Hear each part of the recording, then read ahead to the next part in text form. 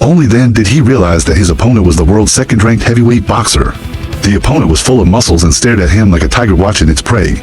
When he saw Lauzon, he looked at him like a wolf sees a sheep, as he had never lost in over 80 matches. The radio also began to broadcast this battle between the wolf and the sheep. Lauzon's co-workers, upon hearing it was him, gathered around. Facing a powerful opponent, Lauzon seemed relaxed.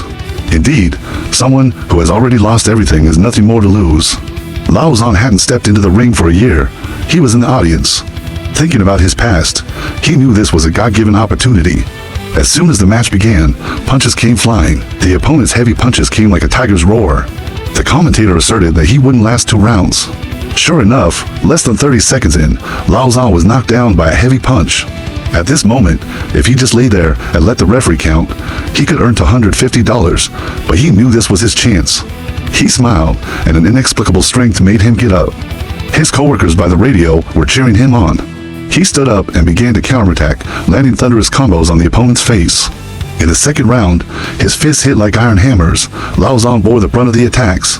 His co-workers, listening to the broadcast, were extremely tense. Finally, Lauzon endured to the third round. The opponent came at him with heavy punches, and Lauzon could only defend. But the longer he stood, the braver he became. The crowd cheered, sensing that the once invincible Lauzon was back. A left punch, followed by a right hook, and with just 2 punches, the underfed Lauzon knocked the world's second best to the ground. Everyone cheered for this man. When the world's second best got up, Lauzon stared at him intently. From that moment, he decided to fight back fiercely.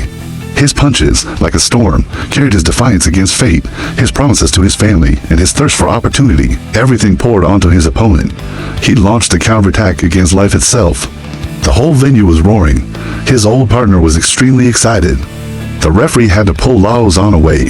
At this moment, the world's second best was already lying on the ground. The commentator screamed madly. It took only 3 rounds for Lauzon to knock down the world's second best, a rare feat. As soon as the match ended, Lauzon began to eat voraciously. He was terribly hungry. His old partner asked why his left hand was so strong too. It turned out that when Lauzon worked hard labor, his right hand was injured, so he trained his left hand to be even stronger. Lauzon hadn't even wiped his mouth when reporters swarmed in, taking pictures wildly. When Lauzon got home, his children rushed to him, excited to hear that their father had one.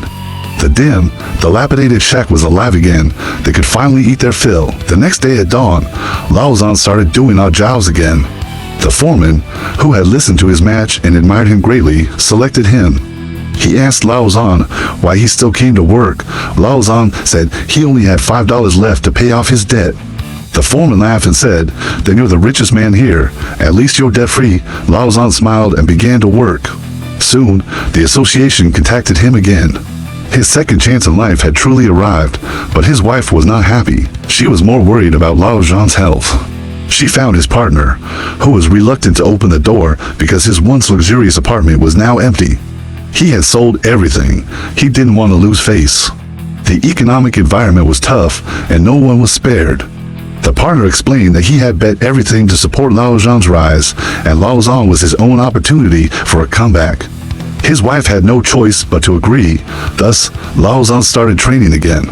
Even though he hadn't trained for a year, old fighters are still ambitious. Their matches came one after another. His opponents included the black guy who had once defeated him and the tall and mighty old white. After years of training, they were no longer the same, but neither was Lauzon. Life couldn't beat him down, so how could they? However, Lauzon also sustained serious injuries. Match after match, victory after victory, Lauzon, who had risen from the slums, became a war god in everyone's eyes. One day, Lauzon went to the relief center. People looked at him. It turned out he wasn't there to collect money, but to return the relief funds he had once received. Of course, Lauzon was also a romantic. With a better financial foundation, he would occasionally buy a bouquet of flowers for his wife. More and more media began to cover Lauzon's story. People grew to love this middle-aged bulldog who made a comeback. He became a spiritual leader during the Great Depression. However, his next opponent was the world champion, a ruthless and brutal man who had killed several opponents in the ring. The forensic autopsy revealed that the victims had brain tissue separation, showing how lethal the champion's punches were. Lauzon's face twitched involuntarily when he watched the champion's footage. The association advised Lao Zhan to consider carefully whether to fight. Some media even claimed that it would be suicide for Lao Zhan to accept the challenge. When the two met, the champion boasted that he would kill Lao Zhan and take his wife and children, a tactic he always used to intimidate opponents. Lao Zhan, of course, would not.